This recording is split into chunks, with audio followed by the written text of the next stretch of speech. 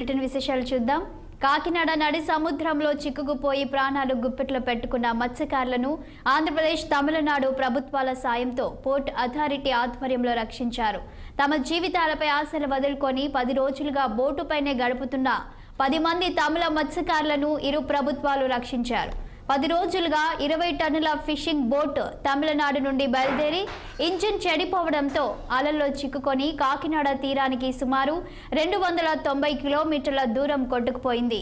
ఇదే సమయంలో తమ ప్రాణాలకు ఇక చెల్లు చీటి అనుకుంటున్న తరుణంలో వారిని గమనించిన నేవీ అధికారులు కోస్ట్ గార్డు సహకారంతో ఆంధ్రప్రదేశ్, తమిళనాడు ప్రభుత్వాలను సహాయం చేసే విధంగా కాకినాడ జిల్లా కలెక్టర్ చొరవ చూపారు. కోర్టు అథారిటీ పీఓకు అందిన ఆదేశాల మేరకు మెరైన్ పోలీసులు 2 రోజులు శ్రమించి వారిని కాకినాడ పోర్టుకి తీసుకొచ్చారు. తమ ప్రాణాలు రక్షించిన అధికార బృందానికి వారు కృతజ్ఞతలు తెలిపారు. బోట్లో ఇంజిన్ రిపేర్ వల్ల వర్షం పడే వల్ల బ్యాటరీ అంతా వీక్ అయిపోయింది సార్. అందుకని ఇంజిన్ ఆగిపోయింది సార్. ఇంజిన్ ఆగిపోవడం వల్ల గాలికి ఏం చేయలేక బోట్ను పిలిచాను. బోట్లో గాలి ఉందనే పక్కన ఎవరు రాలేదు. అందువలన గాలికి అట్టే వెళ్ళిపోయాం సార్. అది మమ్మల్ని రక్షించింది నేవీ వాళ్ళు వచ్చి పక్కన ఉన్నారు సార్. నేవీ వాళ్ళు హెలికాప్టర్ ద్వారా వచ్చారు. హెలికాప్టర్ ముందు వచ్చింది, వాళ్ళు చూసుకున్న తర్వాత నేవీ వచ్చింది. నేవీ వచ్చిన తర్వాత మా పక్కన 1 రోజు అంతా 2 రోజుల దాకా ఉండే సార్. 2 రోజులు పక్కన ఉండి మమ్మల్ని చూసుకుంటా తర్వాత వీళ్ళకి అప్పగిపించారు సార్. టెంపో వచ్చి ఇది లాక్కొని వచ్చారు సార్. ఎన్ని రోజులు మొత్తం మా వచ్చి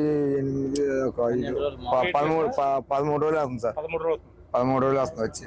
ఇంజిన్ ఆగిపోయి 8 రోజులు అవుతుంది. ఇలా 8 రోజులు అవుతుంది. వాళ్ళ ఒక 36 గుదులు పోయినాయి. అంటే 3.5 టన్ను పోయినట్లు. 3.5 టన్ను.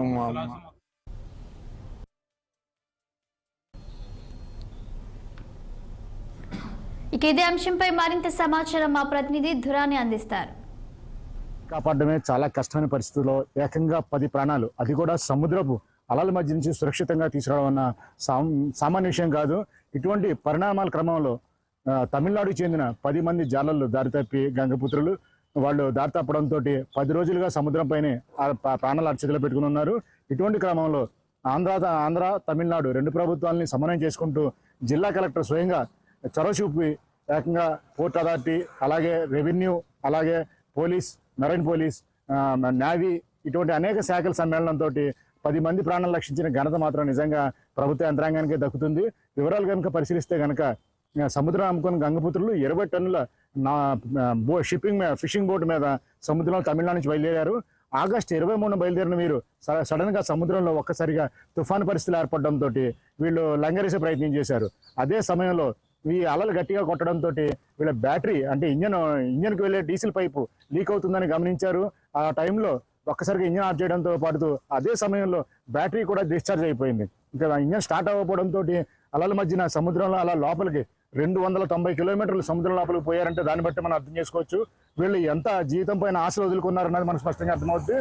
అదే పరిస్థితుల్లో ఒక శాటిలైట్ ఫోన్ ద్వారా ఈ బోటు ఓనర్ ఎవరున్నారో అతను సమాచారం చేరవేయడం, అతను ఏమీ తెలియని పరిస్థితుల్లో నేవీని ఆశ్రయించడంతో ప్రభుత్వ పెద్దలతో ఆశ్రయించారు. అదే సమయంలో నేవీ ఒక్కసారిగా సముద్రంలో చక్కలు కొడుతూ వీళ్ళు ఎక్కడ ఉన్నారన్నది పసిగట్టడం, ఆ పైన తర్వాత మెరైన్ పోలీసులకు సమాచారం రావడం, తమిళనాడు ప్రభుత్వం ఆంధ్రప్రదేశ్ చెప్పడం, ఇక్కడ నుంచి ఒక్కసారిగా ఈ కలెక్టర్ కానీ, అలాగే మెరైన్ పోలీస్ కానీ, పోర్ట్ అథారిటీస్ కానీ, అలాగే రకరకాల ప్రభుత్వ విభాగాలన్నీ ఒక్క తాటి మీద వచ్చి మీకు 2 రోజులు శ్రమించి, అంటే వెళ్ళడానికి 24 గంటలు పట్టిందంటే వీటి దగ్గరికి దాన్ని బట్టి మనం పరిస్థితి అర్థం చేసుకోవచ్చు. వీళ్ళ దగ్గరికి వెళ్ళిన తర్వాత ఒక్కసారిగా ఇంజన్ బాగు చేసే ప్రయత్నం కోస్ట్ గార్డ్ ట్రై చేసింది. కోస్ట్ గార్డ్ చేసినప్పటికీ ఆ ప్రయత్నాలు ఫలించకపోవడంతో మరొక టగ్గును పంపించి దాన్ని కాకినాడ వరకు, లంగర్రీ వరకు లాక్కొని వచ్చారు. ఈ పరిణామాల క్రమంలో 10 మంది గంగపుత్రులు సురక్షితంగా జీవితాన్ని రక్షించగలిగారు. ఈ కుటుంబాల్లో తమిళ వాళ్ళే కాకుండా తెలుగు కుటుంబాలు కూడా ఉండడం చాలా విశేషంగానే చెప్పాలి. 10 మంది ప్రాణాలు కాపాడిన ఒక మెరైన్ పోలీసులు అయితే కానీ, కోస్ట్ గార్డ్ అయితే కానీ, ఇలాగ నేవీ అయితే కానీ, ఇలా వివిధ ప్రభుత్వ అధికారులు ఒకరినొకరిని సమన్వయం చేసుకుంటూ ఈ విధంగా ఒక్కసారిగా ప్రాణాల కోసం స్పందించడం మాత్రం చాలా గొప్ప విషయంగానే చెప్పాలి. ఇటువంటి పరిణామాల క్రమంలో వీళ్ళని మళ్ళీ ఈ బోట్ ఇంజన్ రిపేర్ చేసిన తర్వాత బ్యాటరీ ఛార్జింగ్ అయిన తర్వాత మరో 2 రోజుల్లో వీళ్ళు సురక్షితంగా తమిళనాడు పంపించే ఏర్పాట్లు చేస్తామని మెరైన్ పోలీసులు తెలుపుతున్నారు. వీడియో జర్నలిస్ట్ చిన్నితో నదీం ఖందూర్ అని కాకినాడ. యాదాద్రి భువనగిరి